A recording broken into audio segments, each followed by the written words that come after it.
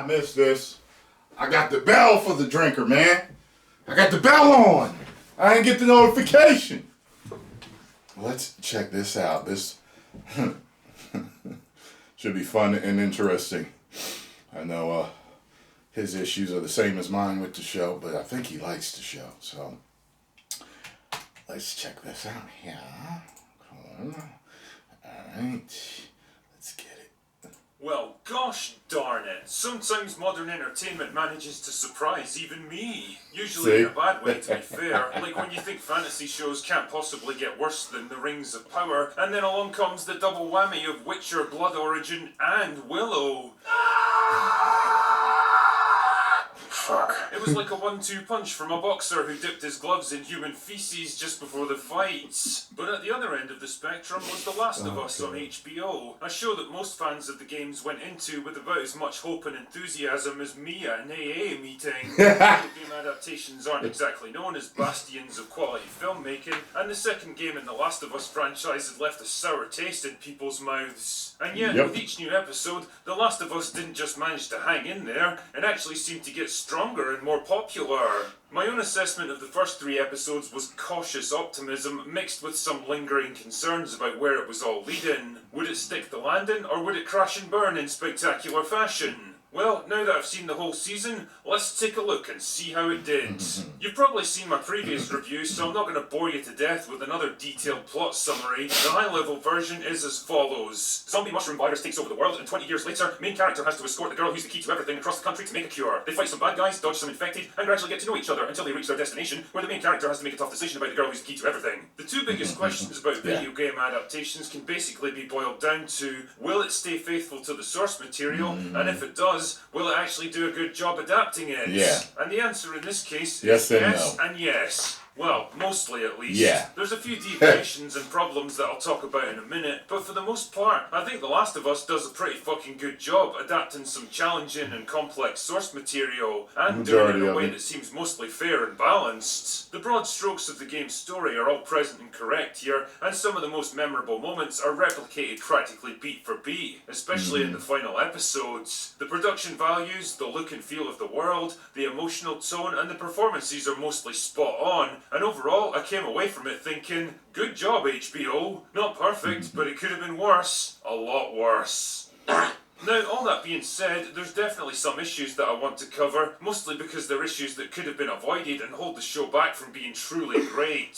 First and foremost of which is the pacing. The season's split into 9 episodes, the first of which are mostly there for backstory and world building. 2 more are devoted almost entirely to flashbacks that have almost no connection to the main narrative, which leaves only 6 real episodes to cover the entire storyline of a game that takes about 20 hours to finish. The result is a narrative pace that judders awkwardly from morbidly obese Glacier to hyperactive 6-year-old after 2 cans of Red Bull. The 2 flashback episodes only add to the problem by delving into self-indulgent backstory that didn't really need to be told. I defended episode 3 at the time because I thought it was well acted and poignantly written, but even I'll admit that it didn't really need to be there, especially when we were still getting to know the main characters at that point. But by far the worst offender was episode 7, which tries to awkwardly crowbar in a piece of superfluous DLC content from the games. It goes nowhere and adds nothing of value, and generally took me out of what should have been a gripping point in the story. And I can't shake the feeling that it was included to stroke Neil Druckmann's ego rather than elevating the narrative. Ellie's gay, by the way. On the subject of Ellie, one of my initial gripes were the clumsy attempts to make her a strong, empowered girl boss right off the bat, instead of earning that kind of development later, and the general unsuitability of the actress playing her. She always seemed to be the one in charge of every conversation, able to win every argument, cope with things that others couldn't, and telling Joel when it was time to move out like she was the real leader of the expedition. It was annoying because the desire to make her Joel's equal the moment they meet each other ultimately undercut the shift in dynamics that happens later in the story. But now that I've made it to the end, I can say that things at least do improve as the story progresses. The show gives her some moments of genuine vulnerability and emotion that she badly needed. Yeah, she still makes a point of doing the exact opposite of what Joel Joel says in almost every situation, proving that there's a fine line between being an independent, strong-willed adolescent and a stubborn, annoying arsehole that puts everyone's lives in danger because she won't listen to people who know more than her. And yeah, Bella Ramsey resembles Ellie about as much as I look like Jennifer Lopez, and her acting range could charitably be described as specific. I'm still not convinced that she was the right choice for the role, but overall, I have to admit that she did at least grow on me as the season progressed. Most of the heavy lifting, though, was left to Pedro Pascal, who does a solid job with the material he's given. I say that because there's a definite distinction between the game and TV versions of Joe, and Pascal's version is clearly a different spin on the character. Less assertive and dominant, more damaged, traumatized and unsure of himself, and starting to slow down as age takes its toll. There's times when he comes dangerously close to being weak and whiny, like you begin to wonder how he even made it this far in such a world, but somehow the script always manages to pull it back just before I get totally disengaged. And well, the final episode proves that he's still very much a force to be reckoned with if you cross him. Another thing that kind of bothered me were the infected. None.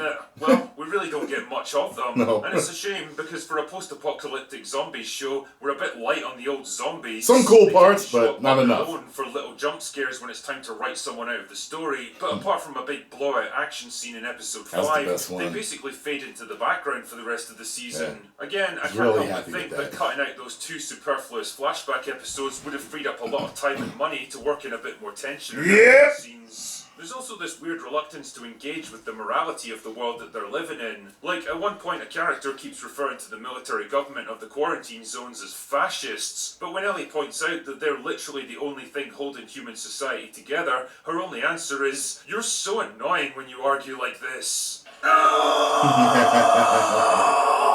Fuck off, Riley. This is an important point that needs to be addressed, you self-righteous spam sandwich. If you represent the terrorist group that wants to overthrow the government, then you need a better justification than, "I just don't like them because they order people around." I mean, what's to say that you guys would be any better at running things? Do you have some kind of master plan for how to manage dwindling resources and keep the infected at bay? Ellie's gay, by the way.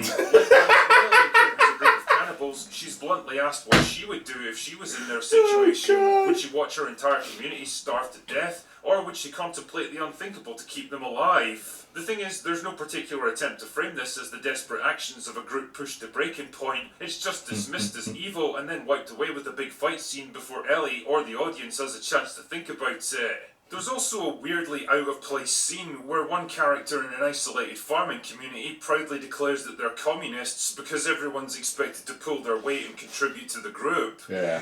Nah, I didn't like that. It isn't, literally. This is a commune. We're communists. That's not communism, that's survival. That being said, most of these gripes are really just minor criticisms in an otherwise solid adaptation. The big question was, would The Last of Us keep the perfectly balanced, awesomely ambiguous ending to the game that brought the main character's storyline full circle and posed a bunch of fascinating moral questions without trying to push the audience either way? Or would it try to reshape it to better accommodate the events of the second game? Well, I'm pleased to say that they got it right with this one, delivering a season finale that hits all the same emotional high points as the game, and wisely doesn't try to fuck with what was already a great piece of writing. It's just as brutal, uncompromising and perfectly structured, and ends on the same note of cautious, flawed optimism. 2 people facing up to an uncertain future together, each willing to compromise for the sake of the other. Like if only they knew what was in store for them. Bean sprouts coming out of his eye. Ultimately, The Last of Us might not be the perfect adaptation we all wished for. In most respects, I generally consider the game to be a richer and more satisfying piece of storytelling.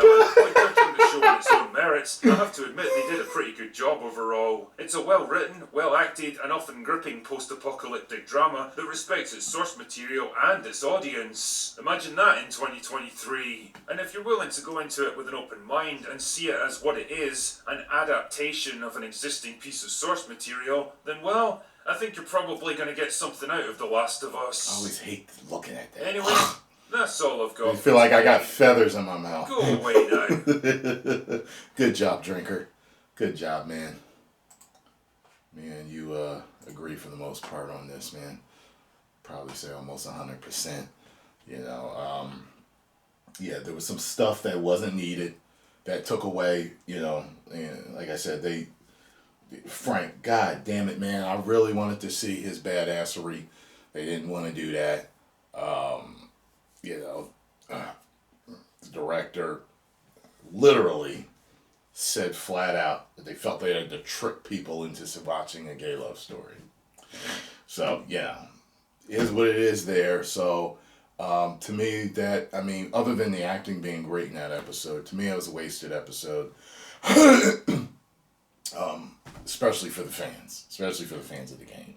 Yeah, well, we already knew it was gay, so it was like, okay, she found the gay magazine in the back of the truck when they were driving away, and he said he was his partner in the game, and the way he said that he was his partner, and then when you read the note that he left him, they could have did it just like that. They could have, and we could have still got the badassery, and we could have got infected scene with Joel hanging upside down. Like, I was waiting for that because I wanted to see how they were going to shoot that scene. That is one of my favorite parts from the game, and they didn't do it. And it's like, are you kidding me? The high school, the bloater, going through town with him and Ellie talking trash. It's like, are you serious? You cut all that to try to trick fans?